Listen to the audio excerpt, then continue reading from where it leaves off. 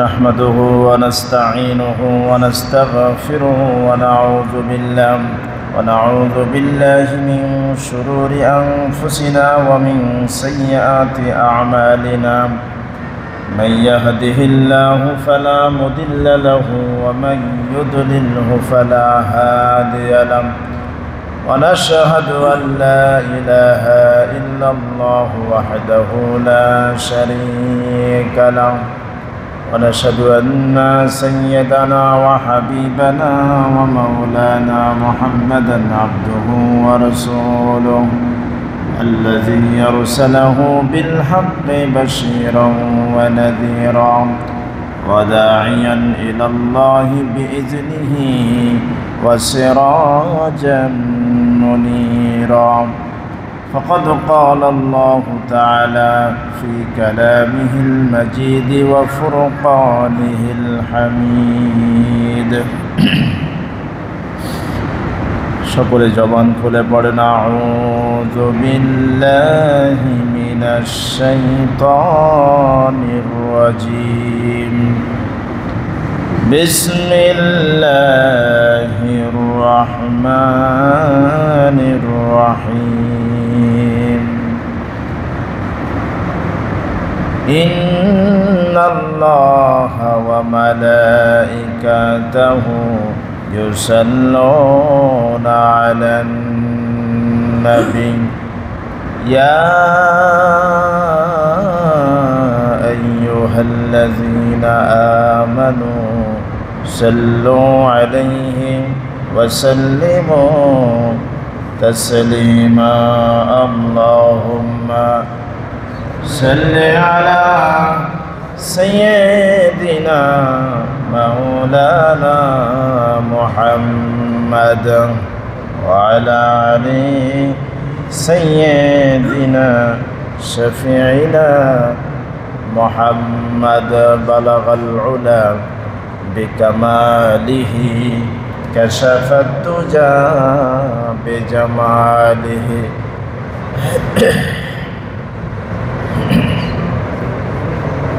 সাল্লু আলাইহি ওয়া আলিহি নসীমা জানিবে বতহা গুজর কুন জাহওয়ালম মোহাম্মদ রা খবর কুন বালাগাল উলা বিকামালিহি কাশাফাত তুজা বিজামালিহি حسنت جميع خصاله صلوا عليه وآله صلى الله عليه وسلم। সম্মানিত মুসল্লিয়ানে কেরাম, আল্লাহ সুবহানাহু ওয়া তাআলার দরবারে শুকরিয়া আদায় করছি যে আল্লাহ রাব্বুল আলামিন আমাদেরকে প্রতি জুমার ন্যায় আজকেও সলাতুল জুমা আদায় করবার উদ্দেশ্যে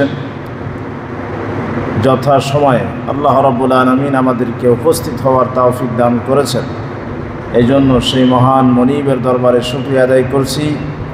আমরা পড়ছি আলহামদুলিল্লাহ।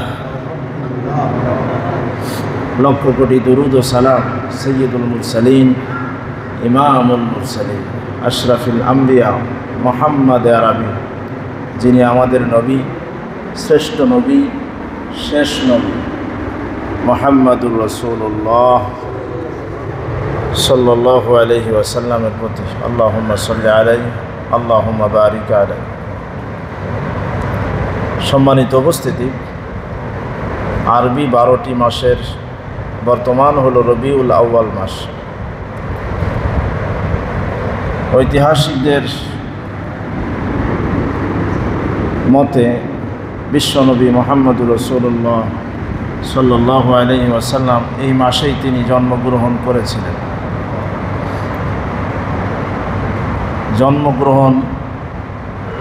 নবীজির জন্মগ্রহণকে বলা হয় মিলাদ, মিলাদুন নবী সাল্লাল্লাহু আলাইহি ওয়াসাল্লাম। মাউলুদুন, মিলাদ মানে জন্ম। তো আমাদের নবীজির জন্ম রবিউল আউয়াল মাস অনেকগুলি মতামতের একটি মতামত হলো রবিউল আউয়াল মাস। আবার কোন বছর তিনি জন্মগ্রহণ করেছিলেন সেটা নিয়েও মতভেদ রয়েছে। কত তারিখে তিনি জন্মগ্রহণ করেছেন সেটা নিয়েও মতভেদ রয়েছে। শুধু মতভেদ নাই যেটা নিয়ে, সেটা হলো তিনি কী বারে জন্মগ্রহণ করেছেন। সেটা নবীজি নিজের মুখে বলেছেন তিনি সোমবারে জন্মগ্রহণ করেছেন। বলেন সুবহানাল্লাহ। তো অধিকাংশ ঐতিহাসিকদের মতে এই মাসেই নবীজি জন্মগ্রহণ করেছিলেন। সেই জন্য আমরা এই মাসের 4টি জুমাতে আমাদের নবীজির জীবনীর উপরে, নবীজির 63 বছর জিন্দেগি, 23 বছর নবুয়তি জীবন, নবুয়তের আগের 40 বছর, এই জীবনী থেকে আমরা এই মাসের 4টি জুমাতে কথা শুনব। বলেন ইনশাআল্লাহ।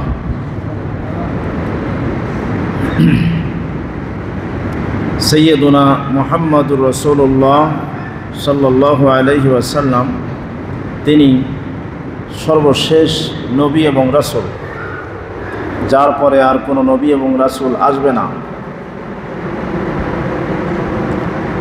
তিনি সৌদি আরবের কুরাইশ বংশে জন্মগ্রহণ করেছিলেন।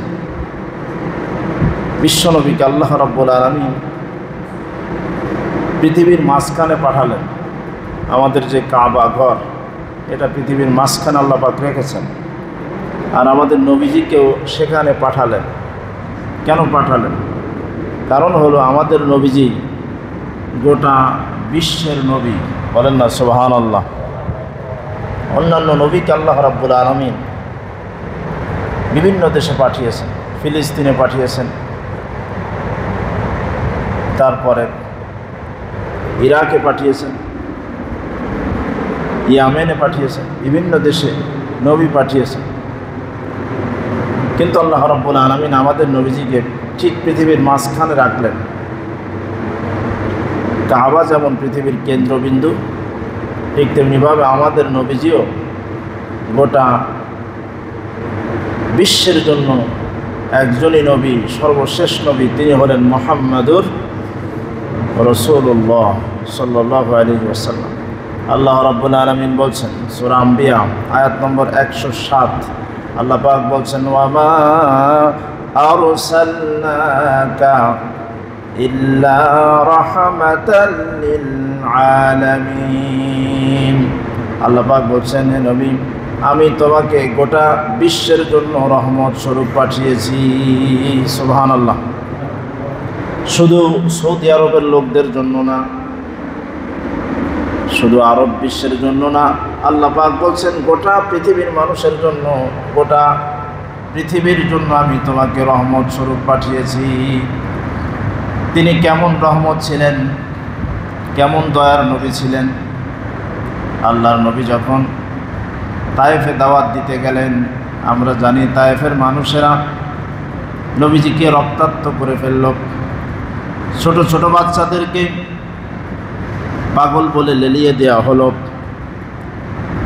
বাচ্চারা যেমন পাগল দেখলে পিছু নেয়, আরবের সেই তায়েফের সেই বাচ্চারা শুধু পিছেই লাগলো না, বরং পাহাড়ের দুই পাশে যে পাথর ছিল সেই পাথরগুলি নিয়ে নবীজির গায়ে মারতে লাগলো। ওই জাহেলরা বলতে লাগলো, সে একটা পাগল, পাগলরে তোমরা ইট পাটকেল মারো, পাথর মারো। বাচ্চারা না বুঝেই বিশ্বনবীকে আঘাত করতে লাগলো। বড় মানুষদের ভিতরে যে অভিশপ্ত মানুষগুলি, যে জাহেলগুলি নবীজিকে আঘাত করতে লাগলো, ফেরেশতারা ক্রন্দন করতে লাগলো।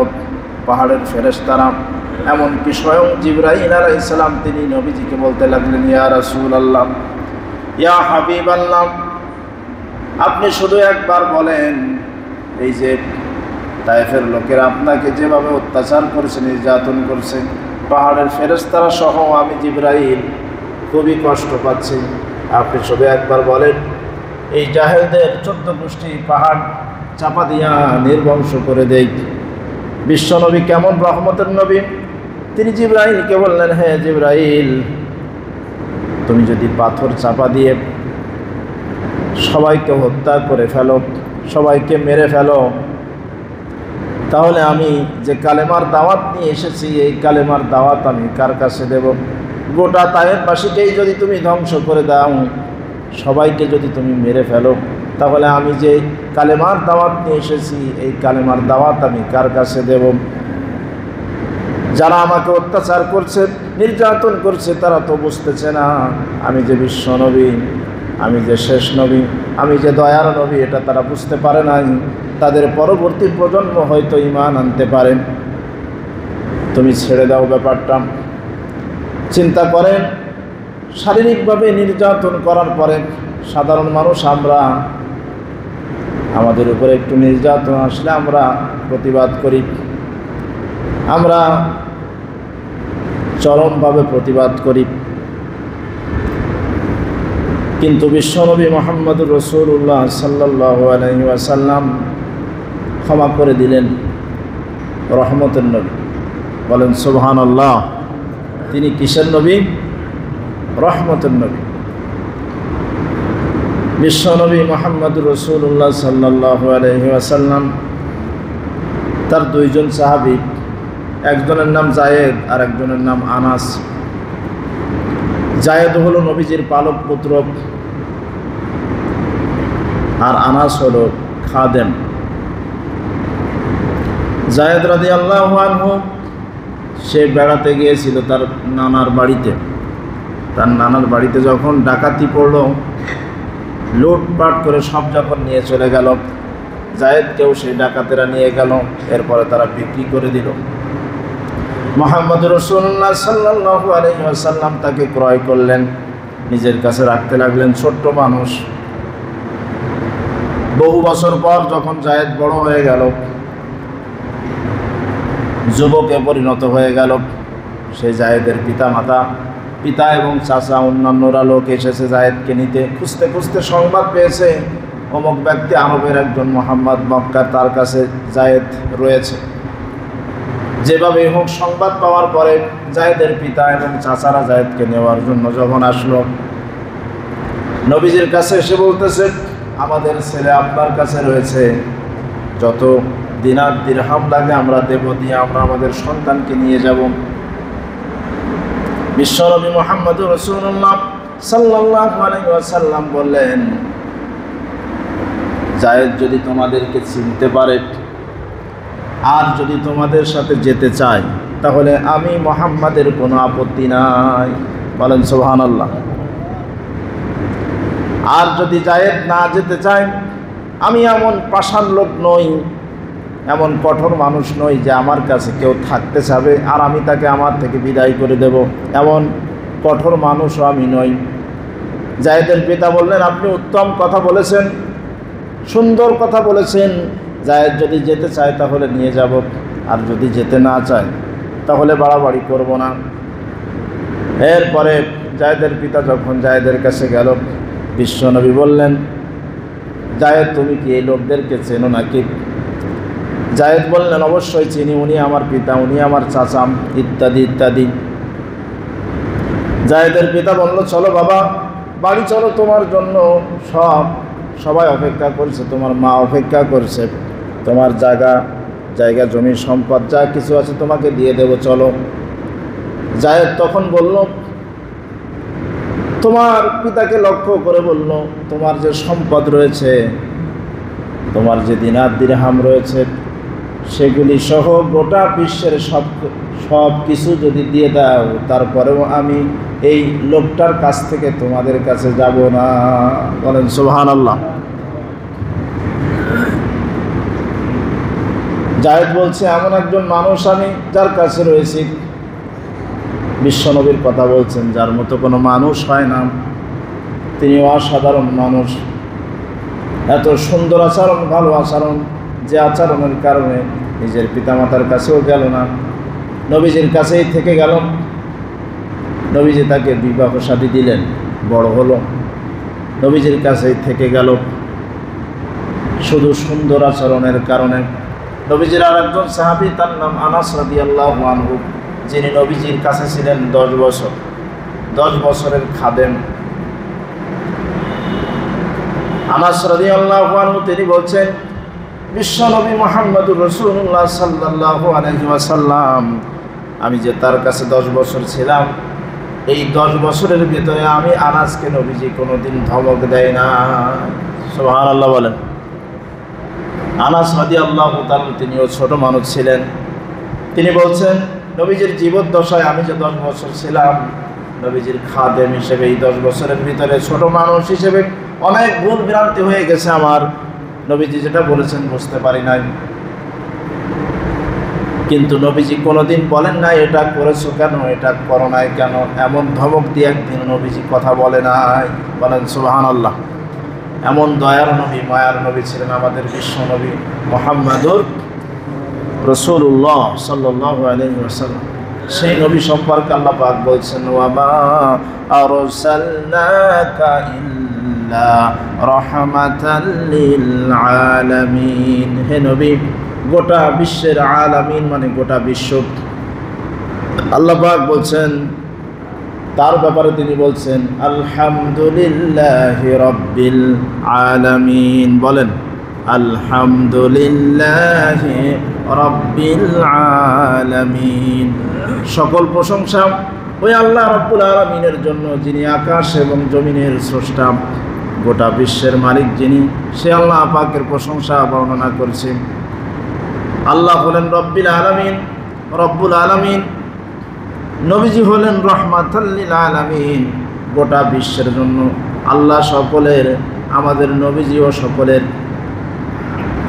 পৃথিবীর যে ব্যক্তি, যে কোনো মানুষ, যে কোনো ধর্মবর্ণের মানুষ, যে কোনো দেশের মানুষ, যে কোনো অঞ্চলের মানুষ যদি আমাদের নবীজিকে শেষ নবী হিসেবে মেনে নেয়, নবীজিকে নবী হিসেবে গ্রহণ করেন, মহাগ্রন্থ আল কোরআন আল কারীম যদি গ্রহণ করে, মেনে নেয় যে আল্লাহর কিতাব, নবীজিকে যদি জান্নাতের যাওয়ার জন্য, নবীজিকে যদি বার্তা বাহক হিসেবে মেনে নেয়, সে ব্যক্তি মুসলমান হয়ে যাবে, সে ব্যক্তি জান্নাতে প্রবেশ করবে। আল্লাহ রাব্বুল আলামিন গোটা বিশ্বের জন্য আমাদের নবীজিকে পৃথিবীর কেন্দ্রবিন্দু মাঝখানে পাঠালেন। আজ থেকে ১৫০০ বছর আগে আল্লাহর নবীকে আল্লাহ রাব্বুল আলামিন পৃথিবীতে পাঠালেন।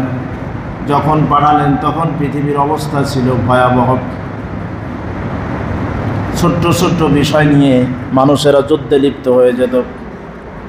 আরবের প্রখরতা, মরুভূমির যে তাপ, বালুর যে উত্তপ্ত ব্যাপার, সেই সময় এয়ার কন্ডিশন ছিল না, এসি ছিল না। এতটুকু জায়গাতে বড় বড় 6টা এসি রয়েছে 5 টনের, কিন্তু তৎকালীন সময়ে এরকম আরামদায়ক কোনো ব্যবস্থা ছিল। মসজিদ সহ সকল জায়গায় গরম, মানুষ কথা বললে রেগে যেত। সেই পরিবেশের ভিতরে আল্লাহ রাব্বুল আলামিন আমাদের নবীজিকে কোমল করে, কোমল হৃদয়ের করে পাঠালেন। বলেন না সুবহানাল্লাহ। মানুষ ভালো কথা বললে রেগে যেত, খারাপ কথা বললে মারামারি বেঁধে যেত। মারামারি প্রথমে ব্যক্তি, প্রথমে বাচ্চারা যখন কথায় কথায় খেলা করতে করতে মারামারি লেগে গেছে। বাচ্চার থেকে 2 পরিবার, 2 পরিবার থেকে 2 গোত্র, 2 গোত্র থেকে 2 এলাকা। এরপরে দিনের পর দিন, সপ্তাহের পর সপ্তাহ, মাসের পর মাস, বছরের পর বছর, যুগের পর যুগ যুদ্ধ চালিয়েই যেত। পিতা ইন্তেকালের সময় সন্তানদেরকে ওসিয়াত করে যেত, অমুক গোত্রের সাথে আমাদের দ্বন্দ্ব রয়েছে, দ্বন্দ্ব এখনো মেটে নাই, তুই দ্বন্দ্বটা চালিয়ে নিস। এভাবে মৃত্যুর সময় পিতারা ওসিয়াত করে যেত। এমন একটা জাহেলিয়াতের যুগে পৃথিবীর সভ্য মানুষেরা, ভদ্র মানুষেরা সেই যুগের নাম দিয়েছে জাহেলিয়াত, আইয়ামে জাহেলিয়া। 1450 বছর আগে ছিল জাহেলিয়াত, আর বর্তমান সময়ে আমরা দেখতেছি ডিজিটাল জাহেলিয়াত। 1450 বছর আগে মানুষ যেভাবে মানুষকে হত্যা করত, 1450 বছর পরে এসে সেভাবে মানুষকে হত্যা করতে দেখা যায় কি যায় না? মানুষকে প্রকাশ্যে কুপিয়ে মেরে ফেলতেছে, মানুষকে জীবন্ত মানুষকে গুলি করে মারছে, জীবন্ত মানুষকে কুপিয়ে মারছে, জীবন্ত মানুষকে আগুনে পুড়িয়ে মারছে। 1450 বছর আগে ছিল জাহেলিয়াত, আর 1450 বছর পরে হলো ডিজিটাল জাহেলিয়াত। আমরা যদিও বলছি আমরা সভ্য, কিন্তু আমাদের ভিতরে যে পশুত্ব রয়েছে, সেই পশুত্বটা এখনও আমাদের লেখাপড়ায়, যদিও সার্টিফিকেটে আমরা শিক্ষিত হয়েছি, প্রকৃতপক্ষে ভালো মানুষ আমরা হতে পারি নাই। একজন মানুষ আরেকজন মানুষকে কিভাবে হত্যা করে, যাকে হত্যা করা হলো তার তো পরিবার রয়েছে, তার সন্তান রয়েছে, তার পিতামাতা রয়েছে, তারা কিভাবে কান্না করছে। অনলাইনে ঢুকলেই প্রতিদিন এগুলা আছে না নাই? বিগত 1-1.5 মাসে যেভাবে মানুষকে মারছে, বেশিক্ষণ তাকায়ও দেখাও যায় না, এমনভাবে প্রকাশ্যে কুপিয়ে মারছে। আল্লাহ রাব্বুল আলামিন এই সমস্ত জালেমদের বিচার আল্লাহ করুন, বলেন আমিন। আল্লাহ রাব্বুল আলামিন আমাদের নবীজিকে রহমত স্বরূপ পাঠালেন। তিনি বলছেন বিশ্বনবী হলো রহমতের নবী, দয়ার নবী, মায়ার নবী। আল্লাহ পাক আমাদের নবীজিকে, এখন যে 2025 খ্রিস্টাব্দ, সেই সময় ছিল 570 খ্রিস্টাব্দ, অর্থাৎ ঈসা আলাইহিস সালামের জন্মের 570 বছর পরে আমাদের নবীজির জন্ম। কত বছর পরে? ঈসা আলাইহিস সালামের জন্ম হয়েছে আজ থেকে 2025 বছর আগে। ঈসা আলাইহিস সালামের জন্ম থেকে এই ইংরেজি সালটা গণনা শুরু হয়েছে। 570 বছর। ঈসা আলাইহিস সালামের 570 বছর পরে আমাদের নবীজিকে আল্লাহ রাব্বুল আলামিন পাঠানোর চিন্তা ভাবনা করলেন, পাঠালেন পৃথিবীর মাঝখানে সৌদি আরবের মক্কাতে হযরতে আব্দুল্লাহ এবং আমিনার মাধ্যমে আল্লাহ রাব্বুল আলামিন সর্বশেষ নবী মুহাম্মদুর রাসূলুল্লাহ সাল্লাল্লাহু আলাইহি ওয়াসাল্লামকে পৃথিবীতে প্রেরণ করলেন। বলেন সুবহানাল্লাহ।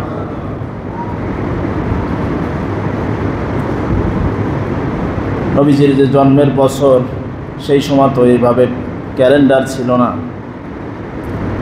এখন আমরা যেভাবে বলি 2025, 2024, 2023, কিন্তু আজ থেকে 20-30 বছর আগে মানুষ বলতো, বিভিন্ন ঘটনাকে কেন্দ্র করে মানুষ সাল মনে রাখত। যদি বলা হয় তোমার মুরব্বীদেরকে যদি জিজ্ঞেস করা হয় তোমার বয়স কত, তাহলে কেউ কেউ বলবে বন্যার বছর, কেউ কেউ বলবে যুদ্ধের বছর, কেউ কেউ বলবে দুর্ভিক্ষের বছর, এরকম বলে কি বলে না? বিভিন্ন ঘটনাকে কেন্দ্র করে সাল মনে রাখা আগে হতো। ঠিক তেমনিভাবে আমাদের নবীজির যে জন্মের বছর, সেটা হলো কাবা শরীফ যে ধ্বংস করতে এসেছিল আব্রাহা, সেই আব্রাহা কাবা ঘর ধ্বংস করতে, ভাঙতে যে বছর এসেছিল, সেই বছর আমাদের নবীজির জন্ম, অর্থাৎ হাতির বছর। কিসের বছর?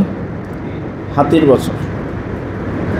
আমাদের যে কাবা শরীফ, হারাম শরীফ, এই কাবা ঘর ইয়ামেনের একজন বাদশা ছিল, যার নাম আব্রাহা। যার নাম কি বলেন? আব্রাহা। এই আব্রাহা আমাদের কাবা ঘরকে ভাঙতে চেয়েছিল। তো সেই সময় আর বড় বড় মেশিন তো নাই, এখন যেগুলাতে বিল্ডিং ভাঙা হয়, দোকানপাট ভাঙা হয়, সে সময় তো এগুলো ছিল না। হাতির বড় বড় হাতির সুর দিয়ে ওগুলা বিভিন্ন জিনিস ভাঙা হতো। তো তৎকালীন সময়ে বড় বড় হাতি বিভিন্ন জায়গা থেকে সংগ্রহ করে আব্রাহা কাবা ঘর ভাঙার সিদ্ধান্ত নিল। কেন ভাঙার সিদ্ধান্ত নিল কাবা ঘর? এর পেছনে একটি কারণ রয়েছে। সেটা হলো এই কাবা কেন্দ্রিক ব্যবসা বাণিজ্য হতো, আর্থিক লেনদেনের একটা ব্যাপার ছিল। আমরা যে হজ করি, আমাদের এই হজের আগেও কাফের মুশরিকেরা হজ করত। তবে আমরা পোশাক পরে হজ করি, তারা ল্যাংটা হয়ে হজ করত। বলেন নাউজুবিল্লাহ। তাদের একটা দাবি ছিল যে আমরা পৃথিবীতে এসেছি উলঙ্গ অবস্থায়, সেজন্য উলঙ্গ অবস্থায় আল্লাহর ইবাদত করতে হবে। নাউজুবিল্লাহ বলেন। তো এই হজ করার যে ব্যাপারটা, আল্লাহর ঘর তাওয়াফ করার যে ব্যাপারটা, এটা আগেও ছিল। তো এই কাবা ঘর কেন্দ্রিক যেখানে মানুষের সমাগম, সেখানে ব্যবসা বাণিজ্য আছে না নাই? আছে। তো ইয়ামেনের বাদশাহ সে চিন্তা করল, সারা দুনিয়ার মানুষ সেই কাবা ঘরের দিকে ছুটল, দেখতে তার দৃষ্টিতে দেখতে তেমন সুন্দর না। এই ঘরের কোটি কোটি দিনার দিরহাম লেনদেন হচ্ছে। এই ঘরকে কেন্দ্র করে আশেপাশে মানুষ বিভিন্ন ব্যবসা বাণিজ্য করছে, বিভিন্ন দেশ থেকে এই ঘরে তাওয়াফ করার জন্য আসে। তো আমিও একটা ঠিক কাবা ঘরের মতো চারকোনা একটা ঘর আমিও বানাই ইয়ামেনে, তাহলে মানুষ আর কাবাতে না যেয়ে ইয়ামেনে আসবে। কোথায় যাবে? ইয়ামেনে যাবে। আব্রাহা যখন যেই চিন্তা সেই কাজ। আব্রাহা যখন মনে করল মানুষকে আর কাবা শরীফে যেতে দেব না, কাবা ঘরে যেতে দেব না, মানুষ ইয়ামেনে আসবে। কাবা ঘর আর কি সুন্দর, কাবা ঘরের চাইতে হাজার হাজার গুণ সুন্দর করে আমি একটা ঘর বানাবো। আব্রাহা যখন সেই ঘর হাজার হাজার শ্রমিক দিয়ে যখন ঘর বানালো, খুব দ্রুত সময়ে ঘর বানিয়ে ফেলল। ঘর বানানোর পরে কোনো এক আরব বেদুইন গ্রাম্য লোক, যার কাবার প্রতি ভালোবাসা রয়েছে, এমন একজন ব্যক্তি আব্রাহা সেই ঘরটা পরিদর্শন করতে গেল। পরিদর্শন করতে গিয়া সেই ঘরের ভিতরে গিয়া বিভিন্ন চেষ্টা করে ঘরের ভিতরে প্রবেশ করলো। এরপরে ঘরের ভিতরে পায়খানা করে দেওয়ালে লাগাই দিল। কাবা ঘরকে তুচ্ছ তাচ্ছিল্য করে যে ঘরটা বানাইছে, সেই ঘর সে পছন্দ করে নাই, এই জন্য বিভিন্ন জায়গায় ময়লা লাগাই দিয়েছে। এরপরে আব্রাহা তার কানে যখন সংবাদ গেল, আমার এই ঘর নোংরা করেছে কে, কাউকে খুঁজে পায় না।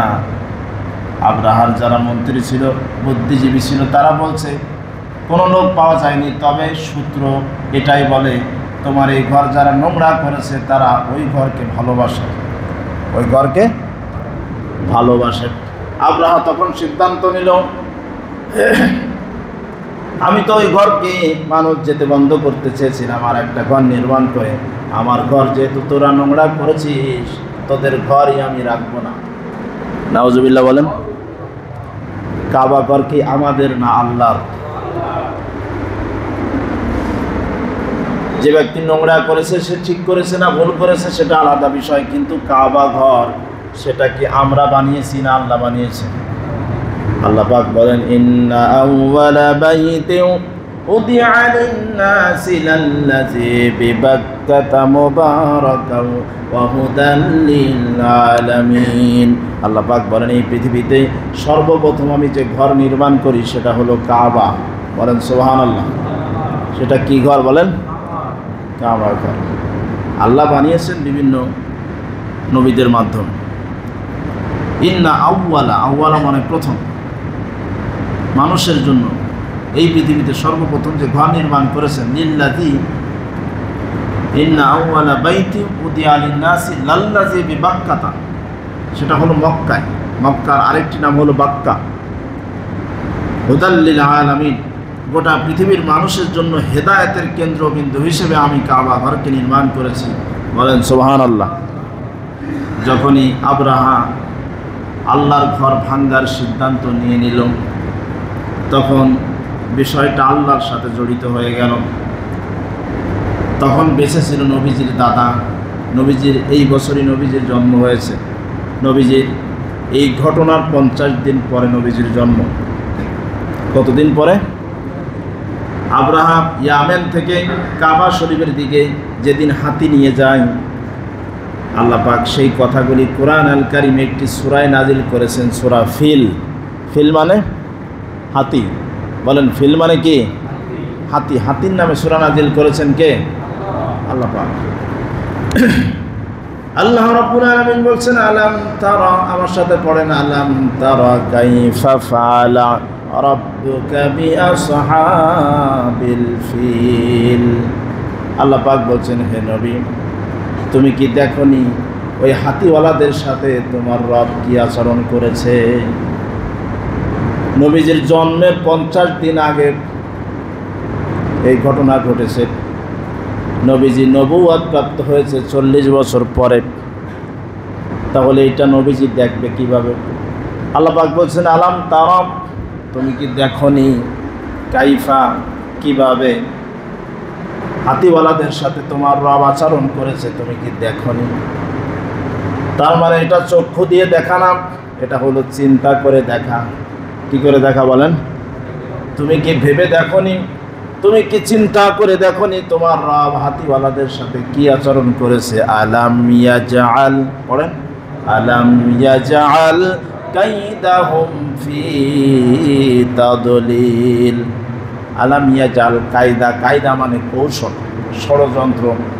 আল্লাহ পাক বলছেন আব্রাহার যত কৌশল, যত ষড়যন্ত্র ছিল, আল্লাহ রাব্বুল আলামিন সব কিছু ধূলিসাৎ করে দিয়েছেন। বলেন সুবহানাল্লাহ। এরপরে কি?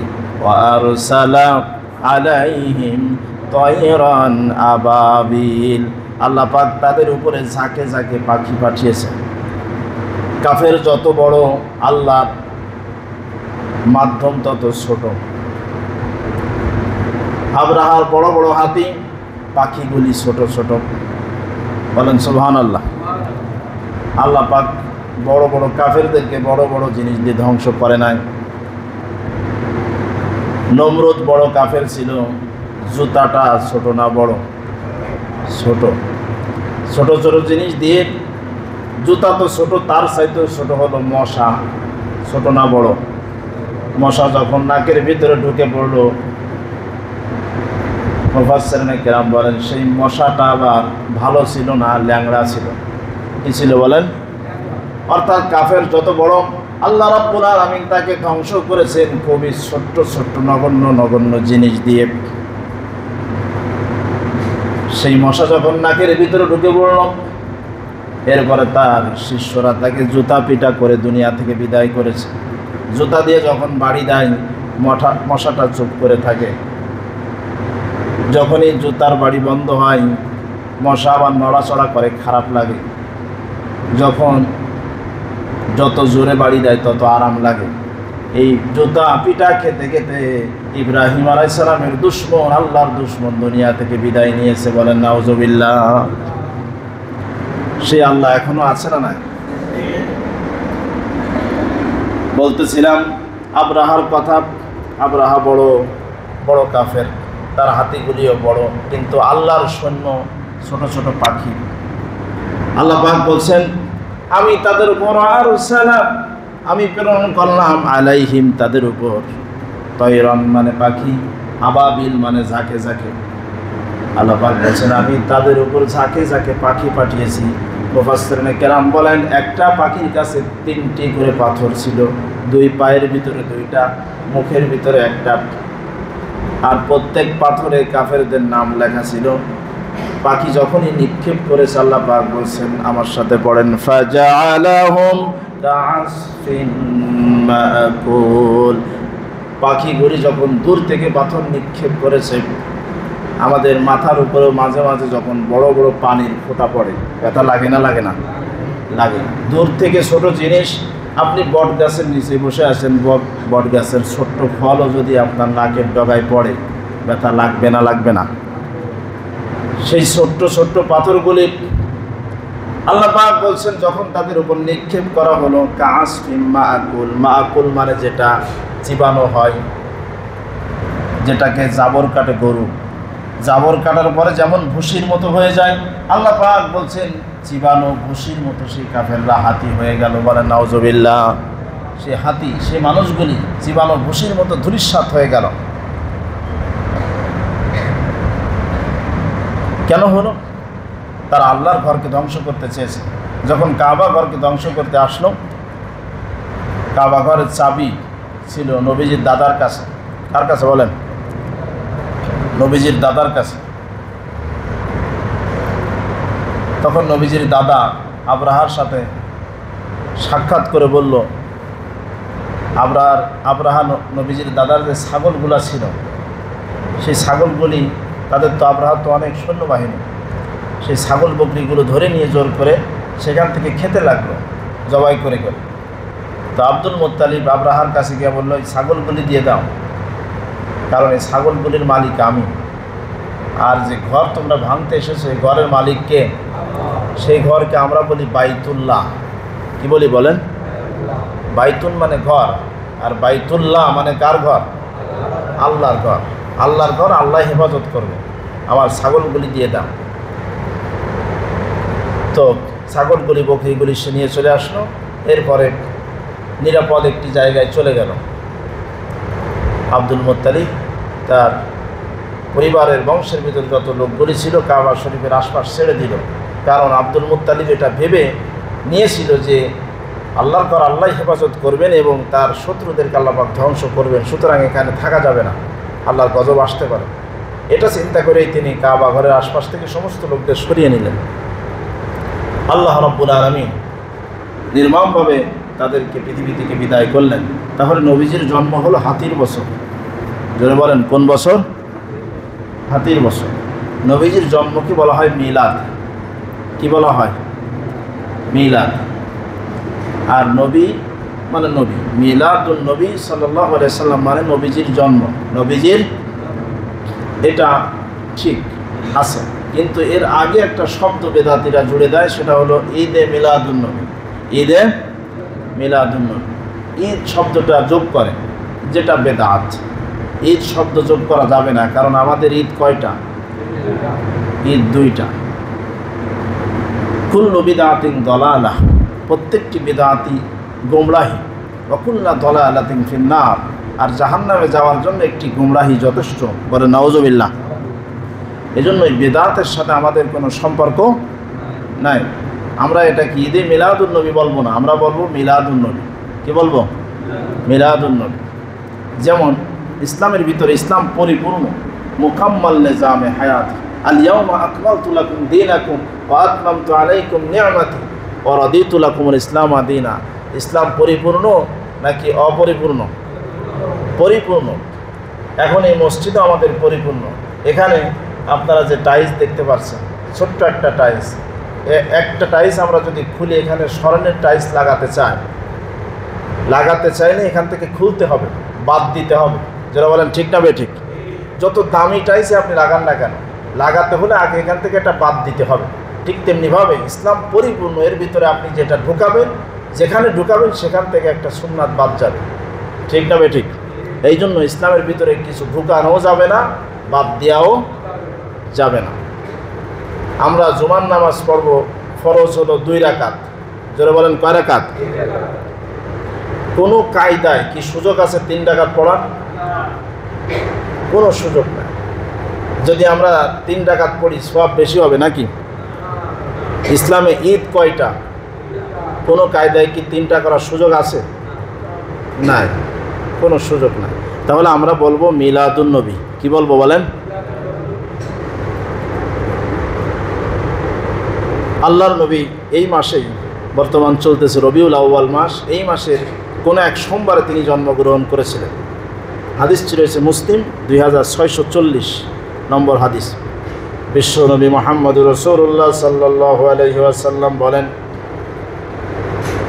সুইলা আন সাওমিল ইসনাইন ফীহি উলিদতু ওয়া ফীহি উনজিলা আলাইয়া। নবীজিকে জিজ্ঞাসা করা হলো, আপনি কোন দিন জন্মগ্রহণ করেছেন? আল্লাহর নবী বলেন, আমি সোমবারে জন্মগ্রহণ করেছি এবং এই দিনই আমার উপর কুরআন কারীম নাজিল হয়েছে। সুবহানাল্লাহ। নবীজির জন্ম কী বারে? সোমবারে। নবীজিকে জিজ্ঞাসা করা হলো, আপনি সোমবারে কেন রোজা রাখেন? নবীজি বললেন, ফীহি উলিদতু, আমি এই দিনে জন্মগ্রহণ করেছি, সোমবারে। এই জন্মদিন আমি পালন করি রোজা রাখার মাধ্যমে। আমাদের দেশে যেটা পালন করা হয় এরকম না। নবীজি রোজা রাখতেন, জন্মদিনে খুশি হয়ে তিনি রোজা রাখতেন। এ কি বছরে একবার নাকি সপ্তাহে একবার?